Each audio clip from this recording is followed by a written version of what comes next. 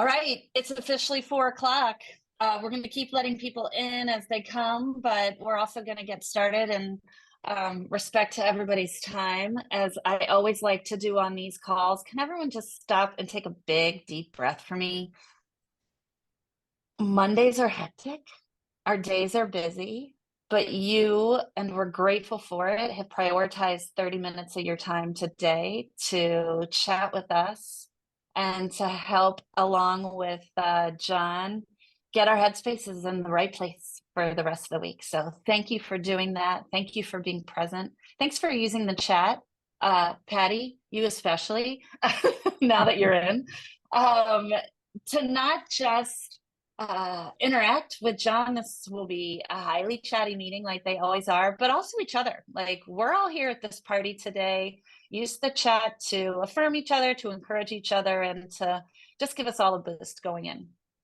Okay, so now that that deep breath house cleaning's out of the way, we have a question for you. And that question is, John's going to put it up on the screen. Will you tell me the very best thing that's happened to you so far this year since we met last? Or if you're attending this call for the very first time, hello, thanks. We're glad you're here. Think Fill you're up the muted, chat with Meredith. something awesome that has happened to you so far this year. Michelle started a new coaching job. Congratulations. New granddaughter, David. When was she born? Put it in the chat. Oh, a silent retreat. Michael would love to know more. Now we're getting busy.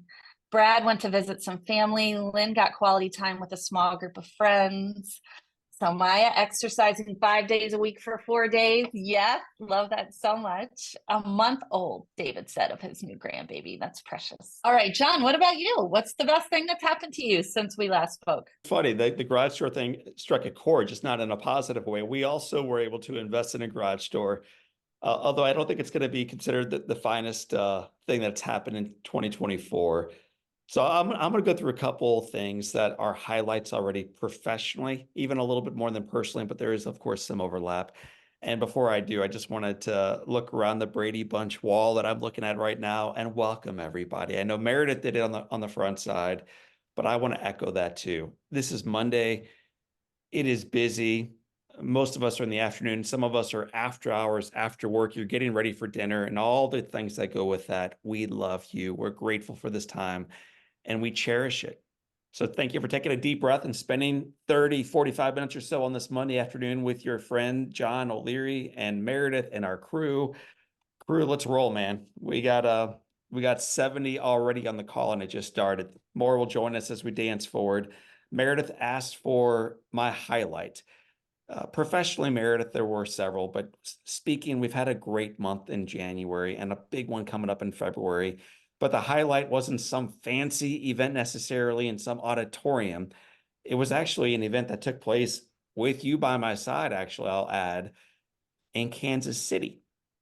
Meredith, you and I are on a team together, and we both shared for our mission moments last week that our highlight was that event. For you, why'd you share that moment as your highlight? First of all, I get so much energy from being with kids. My daughter is a ninth grader this year. So to walk into a high school and be immediately ensconced in like the chaos and the noise and like the kids coming in, and it just was like completely packed. And then within a few minutes, getting them in there and so quiet a pin could drop because they were all in. They were all in with us, and their minds could have been a million other places. And it was a contagious level of enthusiasm, and I couldn't get enough. I couldn't either. One of the things we do with our adult audiences is we occasionally have them turn to a neighbor and share one person who inspired them to become the best version of themselves. And I took a gamble out here at this little school in Kansas City. And I said, hey, listen, I want to have like 4 of you come up and share with everybody. It's a Friday afternoon. The train could have easily been derailed right then when 20 kids started making their way to the front of the class. And in fact, this picture you see is them right afterwards. All those kids in the front row around me are the kids who stood up and shared. The very first kid spoke. This kid is between the age of 15 and 18 and talked about how the one person who inspired him is his mother, which was already sweet. Turns out he's adopted. So is his child with special needs. Mom is doing this alone. She is not married. She has no other children. She has no partner in her life. She has no real structure to guide her forward. But this woman has decided to spend her life pouring into these children. This little boy who's speaking in front of 700 colleagues. Would you have had the courage to do it in high school? I would not have. But this young man did. And everybody at the end of his share just gave him this rousing ovation. And then the next boy stood and shared about his brother, who's actually in the auditorium with us. One by one, they went through and took this exercise so seriously. It was so emotional. It was awesome. And if it's ended there, it would have been good. But then I got a note in the mail. I don't get a whole lot of notes in the mail, but this came in later that week, and I'll just read the first sentence. Dear Mr. O'Leary, first off, sorry if my handwriting is lousy and barely legible. Also, if you're busy and you don't have time, you don't need to read any farther. Well, needless to say, it was good enough handwriting that I could read it, and I did read farther, and it was an awesome 2.5-page love letter from this beautiful little girl. And I'm not going to share this one because it's too personal. She wrote it just for me. But to have a high school young person spend the time to handwrite out a note and then mail it to a friend's house, that was meaningful. The note I'd like to share with you, though, was actually sent through text message afterwards. And I'm just going to read this real quickly, but my friends, this is part of the work we do. Hey, Mr. O'Leary, my name is Nathan. I came on stage with you today at St. Thomas Aquinas. I just want to say thank you so much for being there and giving me the opportunity to tell everyone who inspires me. I think you, however, were the biggest inspiration to everybody sitting in the gymnasium that day. You have made me realize what it means to live with hope, gratitude, and most importantly, to continue my relationship with God and with Jesus. I, along with many others sitting there today, have been inspired to take a new stance on the way we look at life. And that's just one small kind act to help one another who is hurting can change someone for good and make them an even better person. Thank you so much, sir, and God bless you. Sincerely, Nathan. My friends, the work we collectively do matters, always. And sometimes, whether you're in front of 700 or you're in front of one, it's easy to forget it. Sometimes little notes like this remind me, and hopefully notes that you receive. I know, Kim Seal, you get an awful lot, remind us of the value and of the worth of our work. So Meredith, you asked for my highlight. That was one of them, hanging out with a bunch of kids. So speaking is one way we get to live out those purposes. Alternatively and separately, but importantly, we have a podcast here called the Live Inspired Podcast. Amy Loyat is our producer, does a phenomenal job. These were the episodes we produced in January, and yet those aren't my highlight, Meredith. My highlight was out in Aspen, of all places. Why does that tie back into the podcast? My community at Live Inspired Together wants to know. Here's why. Because one of the individuals who lives out in Aspen, who we recorded Saturday night, is down there in the maroon jacket looking so chipper. His name is William H. Macy. He's got my wife Beth next to him. That's our son Jack above Beth. And there's me over there in the corner. For those who may not be familiar with William H. Macy, these are some of the more than 100 roles he has been involved in his 40+ year career as a producer, as a director, as a writer, and of course, as a celebrated actor. A role that is less known so far by the majority of the world, but will be by the end of this year, is the role he is portraying in the forthcoming film On Fire. So I'm not going to be able to show you any video from that because it's not quite cut to a level. We're hoping next month, Live Inspired Together community, you'll get the first taste of it. But here are a few stills of our main man, William H. Macy, portraying the great Jack Buck. After learning about a little boy named John O'Leary who got burned terribly, rather than going home and just dealing with his life and his problems, this man went to a hospital bed to visit a kid. It's a beautiful scene. So sweet, so intimate, so well shot. The promise was John O'Leary Day at the ballpark. And then later on in the movie, you see little James McCracken looking up at his hero, Jack Buck, while we have John O'Leary Day at the ballpark. It's a beautiful scene shot wonderfully by Sean McNamara. I fly out to California to interview him next week.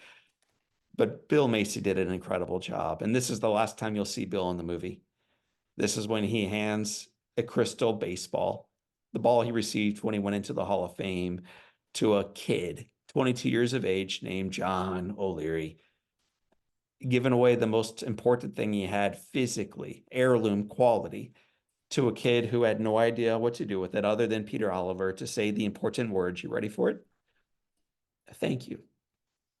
That's the response to the gift of life, friends. Thank you. Thank you. Not that it's easy, not that it's perfect. It probably is not for you or me, but the words thank you. So our buddy Bill Macy did an incredible job, recorded this with my wife and Jack listening in. I can't wait to share. We're going to hold on to it for a little bit, get a little bit closer to when the movie actually drops before we play it out. But those are some of the things I'm excited about in the podcast lane. And then this beautiful community. We got more people, I think, on this call than we've had in a little while, which is awesome. But family, friends, as we bump closer to the full house. I asked you in January, what advice would you give yourself as you step into this year? Little did you know you weren't giving it to yourself, you were giving it to my team and me. And you gave us some wise advice, like stay away from judgments. And by the way, if you weren't on the call last month, answer this question now. What advice, living through 2023, all the wisdom you've gathered throughout the course of your life, would you offer to yourself as you stepped into this year? Here's what your colleagues on the call shared. You know, that second one's from Matt Miller. Listen, lean in, be intentional, focus. Wherever you are, be there. Each day is a chance to start again. My friends, some of us need to take this advice. Live in the moment. Focus on the joy being fulfilled by the good we have from God. Don't let yesterday get in the way of today. ... or tomorrow. Slow down, breathe, be in the moment. Make sure to not only see what we did not accomplish, but also what we did accomplish. You can only control your response. You can't control other people's reactions. Don't sweat the small stuff. My wife has that book on her bedstand. Reach out to others when you don't need anything and just check in on them. And finally, don't let the urgent outweigh the important. So Meredith, I'm pretty excited about that. I'm going to talk about a project we have called On Fire for Good in a moment. Before I turn the page on things that I'm excited about, any feedback that you want to give to the group or any questions you want to ask of me before I talk about our event in our November event? I just want to reiterate that, you know, it can be hard. I'm seeing all this like awesome advice come through. I loved what you put up on the screen that we captured from the last time.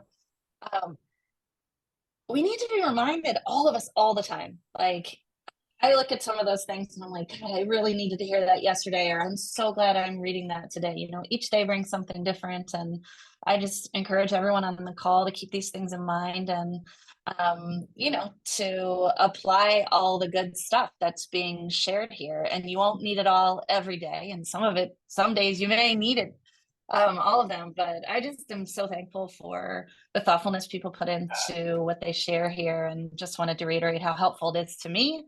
And hopefully I know to you, John, and to those listening. So thanks for being present, guys.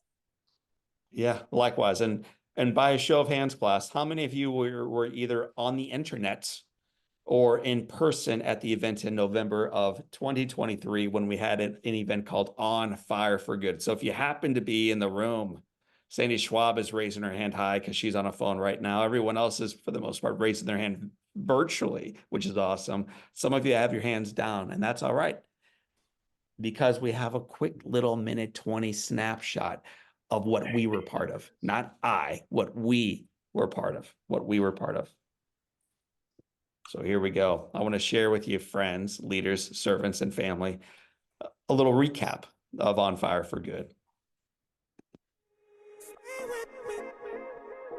Please welcome a dad, a husband, a son, a brother, a friend to so many, Mr. John O'Leary. On Fire for Good is I think just a really special meaning for moving into the holidays, spreading good joy. And that was a moment that gave birth to what has pretty much become my current life mantra, which is that my scars do not define me. John O'Leary was so inspirational, and I look so forward to seeing the movie. If you sometimes struggle stepping forward when there's a need, all of us do. But the most courageous among us step forward in spite of that fear.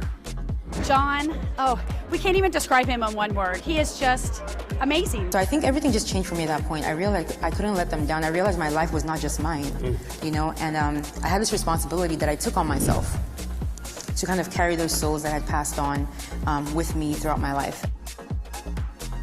But we also look forward to flipping the script from being about our story into being about how we can use our stories for good in the life of others. I love John because I think it's a really good story, how he survived and God saved him. I want to thank you from the bottom of my heart for being part of our story. It is our story.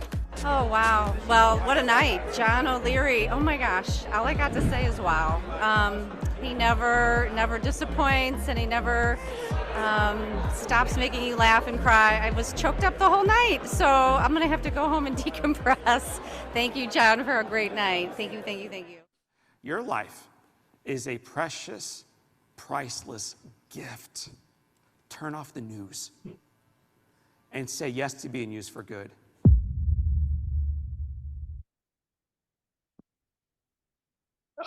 It's always easy to perform when you just bring on remarkable talent like Catchy, like Sean McNamara, like Lindsay, the phenomenal artist, like Meredith, who helped produce the entire event, like my friends, many of you gathered online and in the actual theater itself. That was an awesome night, but there was a quote there, if you listen closely. The whole idea was not about like celebrating what you've got, but ultimately how you can take the gifts you received and put them to work for others. So near the end of that evening, we invited all of our friends gathered online and in person to submit someone who they thought was on fire for good. They're grateful for the gift of their life. They show up joyful, even in the midst of struggle. And their life ultimately is about making an impact in the life of those around them. We got hundreds and hundreds and hundreds and hundreds of nominations. And if ever you need to be inspired, you read through that list of nominations. That's what I do, at least. And they keep pouring in. But today on this call, we get to celebrate one of the nominations we received. Ryan Farmer is a community member, a friend of mine, a guy that I look up to, and he nominated someone. By the way, before I even talk about who he nominated, how about like a thumbs up? Drop in, way to go, Ryan, in the chat right now. Let's make sure he feels a little bit of the love. I think in life, everybody needs a pick me up from time to time. So let's give a little bit of love Ryan's way. But he nominated a gentleman who you are about to meet named Tom Wiley. Tom Wiley has a remarkable story. We wrote about it 8 days ago. So some of you might be vaguely familiar with it. We've talked about it a little bit inside of our Live Inspired Together community. So maybe you've seen it on Mobilize, but today you're going to hear his voice, or you're going to hear his heart. So Tom Wiley, would you please unmute yourself and let me bring you on to our Live Inspired Together call. Well, thank you for having me on. It's truly an honor to be here to just talk and, speak with everyone today. Thank you. Well, I kind of resent you a little bit because you set the bar so high for what it looks like to live inspired together that several friends, and I mean this, reach out to me afterwards and they're like, dude, what a story. And I'm like, yeah, and ended with a nomination for, why don't you fill it out? And they're like, I don't know anybody like Tom. and Tom, neither do I, but I know people with good hearts, and I know people who have been through struggle, and I know people who've been through adversity and they remain there for the rest of their life. And I think the reason why people hold you up with such esteem is that you've endured the worst, you've endured profound tragedy, and you've been able to use the worst to make a difference for others. So I'm going to put a couple of pictures up on the screen just so people can get to know you just a little bit. There you are, my friend. So Tom Wiley, looking good, brother. Appreciate it. Talk about a lady named Laura Wiley. What was it about Laura Wiley that you fell wildly in love with? She was definitely a firecracker. She'd walk into a room and you would know it because one, she was extremely loud, but she had such a such an infectious personality that, people were just drawn to it, and that was definitely something I was drawn to when we first met, man, in 2000. So that was 24 years ago. So, yeah. When was she diagnosed with cancer? What year?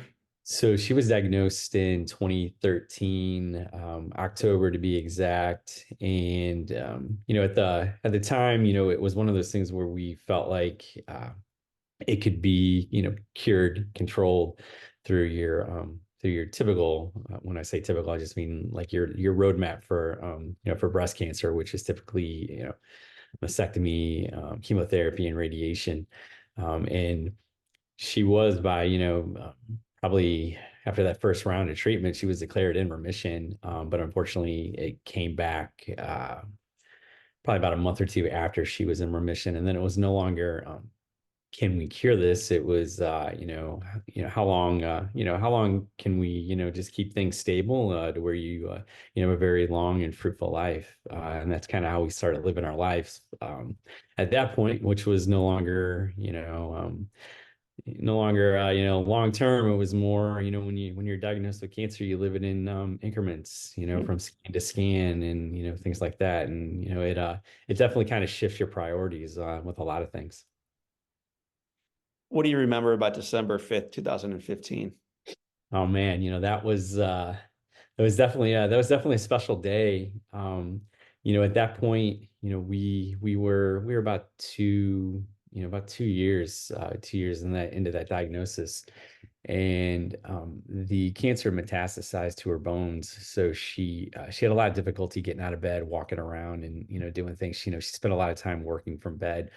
But on that day, December 5th, I woke up probably around 6 a.m. and I saw Laura just getting out of bed, and I thought she was going to go to the bathroom.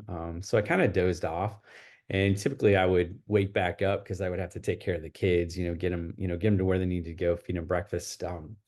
But I didn't wake up for another 2 hours, and the first thing I smelled was pancakes. And in that household, that was not a common occurrence at all anymore at that time. And I knew it was going to be pretty special. So I walked out, and there she was in the kitchen, standing there making pancakes. And the first thing she told me was just how great she felt, how she was pain free. And I knew right at that point that we were definitely blessed, by God with a miracle that day. And that's exactly what we had. It was just a beautiful day together as a family, putting up Christmas decorations, sharing a family breakfast again. And like I've told people so many times, I watched her dance one last time with my children, and someone who could barely walk, and suddenly you're dancing. It was just a beautiful sight to see, that even to this day I still cherish. So I'm the one who's supposed to act composed, and I'm the adult in the room supposedly in these interviews. But dude, you just have me so moved. I think of my own wife and my own marriage, and the litany of things I take for granted, like the ability to dance, the ability to make pancakes, and the ability to smell it and to assume if I don't eat them today, I'll eat them again in 3 days when she makes them again. And in your case, there isn't not going to be an again. Laura's not going to feel healthy enough to dance again. She's not going to feel healthy enough to make pancakes again or make you a coffee again. Yeah. That's your last good day.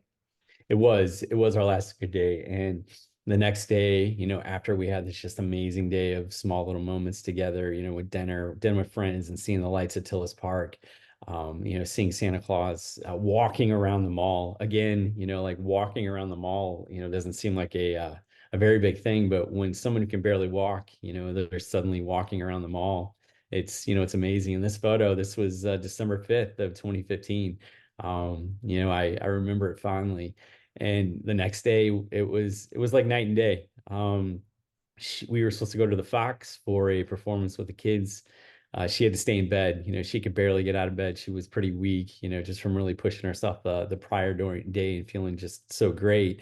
And things went downhill pretty quickly after that. A month after that, Laura passed away. Tom, we could spend an hour in rapt attention in your story, man, and your gains and your losses and your love and the lessons you can teach us. You lose your wife and you lose your children's mother, and you're grieving all of this. And for most of us, we would live with the doors shut, the blinds drawn, and agony at our Yeah. feet. You were there because you're human, and that's normal and that's healthy. It's what you should be doing. At what point did you begin to realize, and there's a different way, and I want to live her legacy in a different way than this? Yes. Yeah. So, I really, sorry, I actually it's been a while since I've cried, but, it got a little emotional telling that story today. But, I don't talk about this too often to too many people, but I remember, on the morning that we laid her to rest, it was the day she passed away was also just kind of unseasonably warm. It was like 70 degrees in the middle of January. It was just a beautiful day, and despite everything that terrible that happened. And then, the day that we laid her to rest was the exact opposite. It was, negative, like wind chills, and it was just miserable out. But I just remember standing, at the gravesite, just thinking about how, a week and a half ago I was married, and now I'm a widow taking care of two children. I'm looking at my children, and I'm looking at, her grave, and I realized there were two paths that I could go. I could certainly go down a very dark and depressing path, or, just looking at, my children, I could do something that, is not only going to, uplift my life and uplift their life, but help other people as well. And that's kind of that day where I decided that I just wasn't gonna, I just wasn't gonna sit there. I wasn't going to, just kind of, try to get through life. I was gonna do something with my life. It's probably the best way to put it. And our pastor that day had also just spoken, rather beautifully about December 5th, because he asked me, he knew us really well, but he had asked me up to that. He's like, "Hey, just throw out something really cool that happened." And I told him, I said, wait, let me tell you about this day, that happened. And I walked him through the entire story. And after I was done, there was this pause, and like, it's not too often that, particularly this pastor, that you make him, not, you make him stop talking, because he's a very social guy. And all he said was, he goes, "You need to write that down." Right. That he's like, he goes, "One, that doesn't happen very often." He's like, "But you want to tell this to your children when they're older. You want to tell this day to your grandchildren." He's like, "Tom, I don't know what you do with that day." He's like, "But that's something pretty special, and don't forget that." And I kept going back to that day every single day in the coming months about how great that was, and how inspirational and amazing it was for my family. And that's what led me to founding the December 5th Fund, which was that day. So, I don't know if you're reading the comments. It's hard for me to read anything through the waterworks that are currently going on, but people keep dropping in hearts and love and gratitude and sympathy and encouragement for this man who lost his wife and lost his love and lost his baby's mama, and everything else that you're going through, and that grief, and a guy who's looking back at December 5 saying something happened there. Yes. That I need to carry into the future. I'm showing some pictures up there on the screen, because most of our friends have read about you by this point now. So Yeah. rather than unpacking the idea of passing forward a good day to someone else, Yeah. share with us the best days so far that you've given someone else. Just I know it's hard to Oh, pick, wow. but when you look Man. around at all the good work that December 5 Foundation has done now. Yeah, so, like, we helped our first family December 17th of 2016, and now we've helped over 100 families. And we've created some pretty special days, for these families, which each one is somewhat unique for them, and that, they tend to cherish this forever.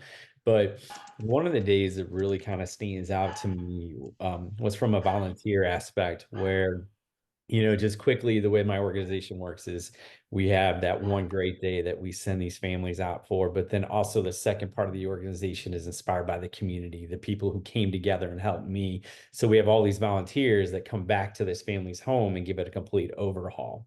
So this one particular family that I'm thinking of, their backyard was in complete disarray, and they had an old pool that was torn down, and it was completely overgrown. But we had about 40 volunteers that day, and roughly about 5 hours to work our magic is probably the best way to put it. And we turned this whole backyard into just a like I call backyard oasis. We did a fire pit we had the perfect template because we had a pool that was no longer there, and it was in a perfect circle. So we landscaped and put new landscaping stone, and just to watch 40 people just working in unison, to completely transform this woman's home, to where you then get this text message from her friend later that evening saying this is the first time she's gone out in her backyard in the last 9 months, and she's been sitting out there all night now, enjoying everything you've done for her family.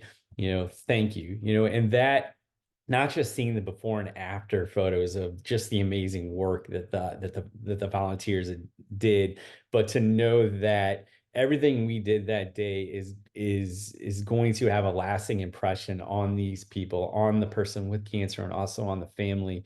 That's pretty rewarding in itself. Meredith, I know you've been listening in, you've been reading some of the comments. What do you want to share with Tom and with our community? Well, first of all, I want to thank both Ryan for bringing this to Live Inspired's attention, and for John for telling the story so beautifully, and for Tom to come on this call, and Tom to tell us, like, this is the kind of math I really like. Everything else, not so much, but this kind of math is good. And it's exactly what we wanted this to be, which is all of us have challenges and obstacles, and all of us in those have an opportunity to think about how we can channel the energy that comes positive and negative from those into something good. So thanks, Ryan, for sharing about Tom and the December 5th fun. And thanks, Tom, for being here. I just was so touched when we've been, talking and getting to know each other, like so many times during your journey with Laura's treatment, like knowing that help could be appreciated, and not always needing or wanting to ask, or not even knowing where to start, and just having a group of people who showed up for you without asking sometimes, and to be able to pay that forward is a really cool thing. I love too the chat, all the positive energy coming your way. I know this story resonates deeply with many of you. Cancer's the thing that touches all of us mostly, and so if you're finding any comfort or solace in Tom's story, then we're glad for that. And I'd love to just open the floor. If any of you have questions, I'll kind of collect them, and we can kind of send some Tom's way. And while the questions begin coming in to Tom or Meredith or me, because we're gonna listen, we've already been dancing together for 36 minutes. So at some point, you've got to have dinner, people. We can't party all night long. But while you're typing in your questions, if you have any, or if you're typing in gratitude right now for Tom or for my friend Ryan Farmer, have at that too. But here's one thing I shared with Meredith, and I want you all to hear it, is that about 9 months ago, I lost a friend due to suicide. And I shared a little bit of that story on our Live Inspired Together call.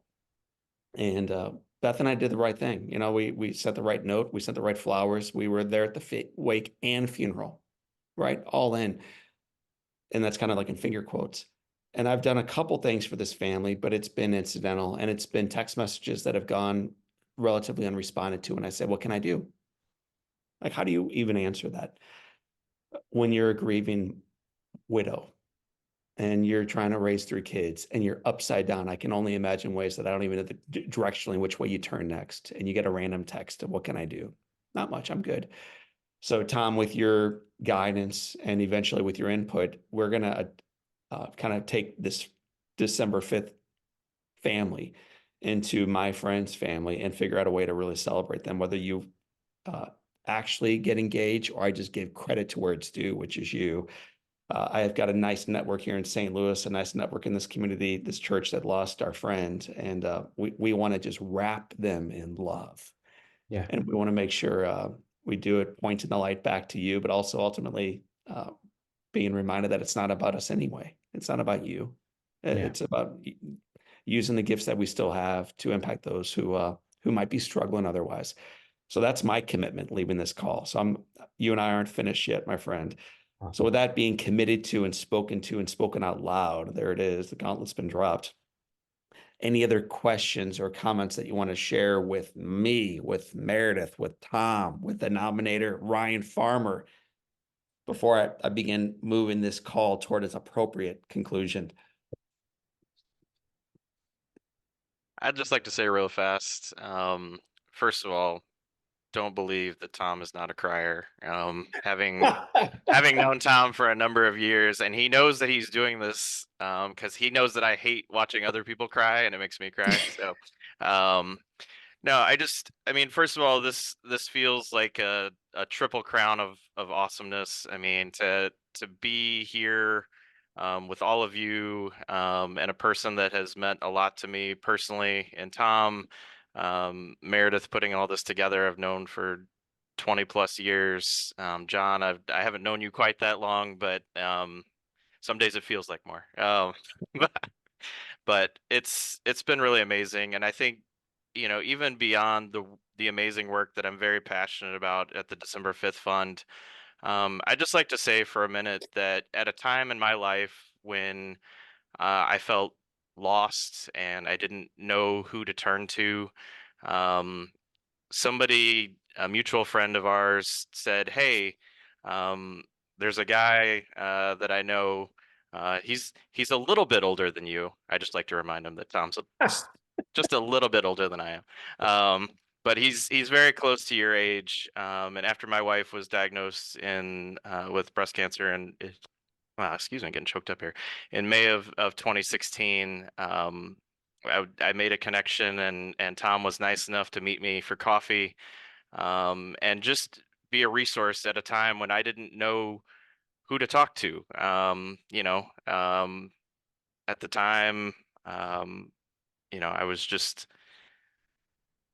wasn't even 40 years old. I never thought in a million years that I would be in this situation, and I had no one in my circle of friends, which they're all amazing people. And Meredith, I count as one of my greatest friends of all. But nobody had that experience of living in a home, being a caretaker for somebody that's going through that. And Tom was there for me at a point in my life long before I ever knew of the December 5th Fund, probably because they hadn't even helped their first family at that point. It was probably just an idea in Tom's head.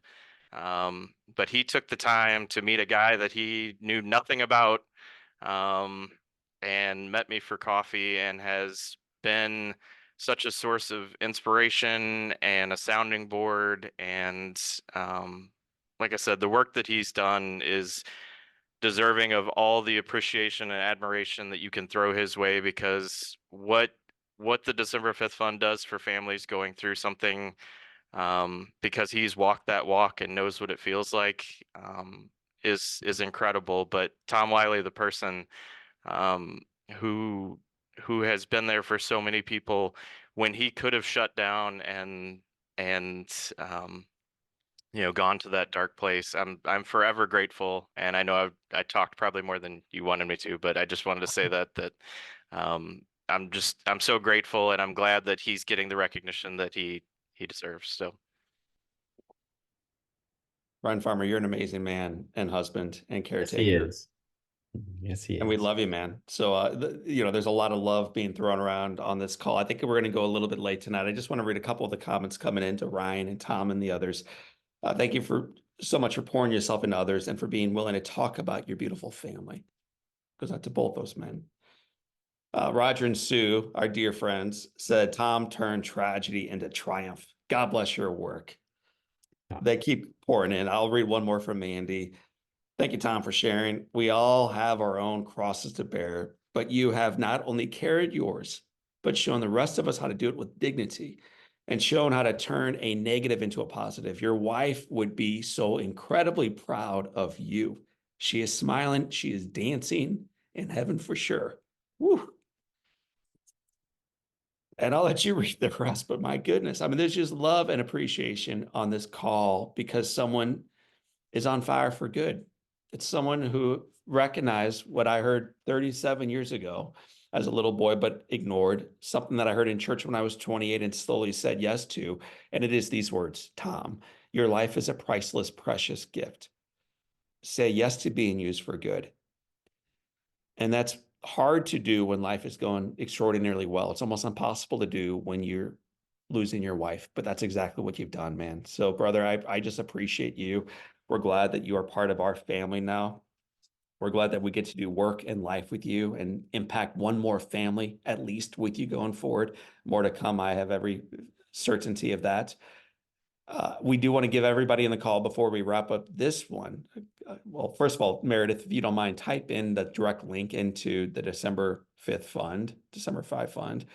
And secondly, an opportunity to nominate someone else who's impacted their life. Tom has kind of ruined it for everybody now because he's kind of like, you know, the Mount Rushmore of On Fire for Goodies. You know. We want to make sure you recognize there's at least 3 other presidents up there with Tom. And they're ordinary people who are stepping forward, making a difference. They're people who live with gratitude, who model and exude joy, and who make an impact with the gift of their life. That takes on many forms. Tom is one of them, but there are many others out there. I'd like to share one final one before we wrap up this call, and then Meredith will get the final word. You all remember that little boy? You all remember this incredible crew who took care of him back in 1987, doctors and nurses and janitors and therapists and physical and occupational and chaplains, the entire team. Well, that man in the middle, his name is Nurse Roy. He looks a little bit like Carl Weathers, who we recently lost, by the way. Roy was my burn nurse. He was the one who would come into my room, and these are shots from the movie On Fire. He would come into my room every morning. He would look me square in the eyes. And even though I was lifeless and motionless and had no muscle mass, he would say, boy, you will walk again. And I'll walk with you. And then this big burly nurse would unhook my right arm and my right leg and my left leg and then my left arm from the bed. He would pick me up in those big, beautiful, burly, athletic, handsome arms, and he would sweep me up onto my feet. And then he would drag me back toward that bandage change, my little legs dangling between his, and he would say the words one more time, boy, you're going to walk again. I'll walk with you. I'll walk with you. Roy did this for 5.5 months, and he never once saw me walk. There's a lot more to that story, but all you need to know for now is he never once saw me walk. In other words, he did his job. He showed up with gratitude, on fire with joy, to make a difference for someone else. And in doing so, it changed the entire arc of my life. And through that process, yours today. The ripple effect of our lives. It is mighty. It is profound. We will never fully understand it this side of eternity. But family and leaders and servants, we want to give you an opportunity just to take a little picture of that. Meredith will also type in the direct link into the chat feature if that's easier. The website is onfireforgood.com, where you can take a little picture of that QR code and you can get into it that way as well. We're just looking to champion and celebrate and shine bright lights on people who are making a difference. I'm going to put that back up there. I saw a couple of you still taking pictures. The news is doing a phenomenal job covering how horrible life is, how miserable your city is, how broken your country is, how unbelievably pathetic the other political party is. They're doing a phenomenal job, aren't they? And then there are people like Roy and Tom Wiley and Ryan Farmer and so many teachers and pastors and priests and volunteers and parents and guardians and coaches and yes, and on and on and on, who are just making a mighty difference by doing the ordinary well. Gratitude, joy, impact. We want to hear those stories. We want to celebrate them on these monthly calls. We want you to be part of this process going forward. So family, get ready for that. Meredith, I know you want to make sure you have dinner with your kids tonight. So let's talk about this. Next event is March 4th, again, at 4 o'clock CST. Easy for me to say. The baton is yours now, Meredith You Bogus. sound like a guy at the end of a long day. No one who has ever lifted me up in my whole life got a instruction manual on how to do that before they did.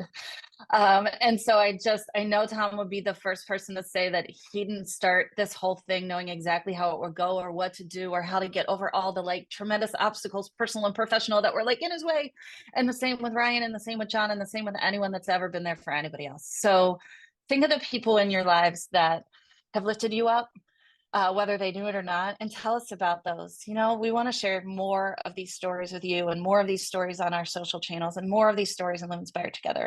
And it will be through your contribution that you're able to do so. So thank you everybody for coming. I hope you'll come first Monday of the month, next March 4th at 4 CST. And in the meantime, let's stay connected over on Live Inspired Together. I'm there at Live Inspired Team. John's there. We're chatting all the time. So we hope to see you there too. Tom, Ryan, thank you. We love you. Thanks for all the work you're doing, and we can't wait to keep that going. Thank you. And Deacon Joe, I see your comment, and Linda and Michael Murray too. What's up, my brother? And Michelle and Raylene. I'm sorry we made you cry, but sometimes it's good to cry, isn't it, Raylene? And Shannon and Lynn and Diane Redmond and Marion H. And Paulina. Hello, my friend. And Roger and Sue and everybody else dropping their comments and still in their hearts in right now. Tom and Ryan, you gave us a gift today. We appreciate it, and we're looking forward to doing the work with you going forward. So family and friends and leaders and servants, you ain't done with us yet. The foundation is firm. The headwind and the challenges are real, but let's stay on fire for good together. So for this time and until next time, my name is John O'Leary. Today is your day. God bless. Live inspired. See you next month.